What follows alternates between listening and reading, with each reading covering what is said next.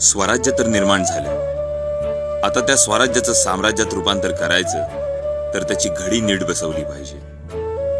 कित्येक वर्ष गुलामगिरीत खितपत पडलेल्या मराठी मुलकावर अभयाचं छत्र धरणं आवश्यक होतं. रयतेच्या मनात विश्वास जागृत करणं गरजेचं होतं. आणि अर्थात हिंदुस्थानच्या सार्वभौम प्रारब्धाची मुहूर्तमेढ रोवणं महत्वाचं होतं. चारही दिशा वेढून बसलेल्या बलाढ्य गनिमाच्या विळख्यात सापडलेली मराठी दौलत एकछत्री अंमलात राखली तरच ती यावनी सत्ता उलथवून टाकेल. आणि तो सुवर्ण क्षण अखेर उजाडला. शिवराजाभिषेक. महाराज छत्रपती झाले. स्वराज्याला एक नवा आयाम प्राप्त झाला. मराठी मुलखाने नवचैतन्याचा सोहळा पाहिला. हिंदुस्थानच्या सार्वभौम छत्रपती महाराजांसमक्ष गर्विष्ठ माना झुकल्या. महाराष्ट्राचा इतिहास चिरंजीव झाला.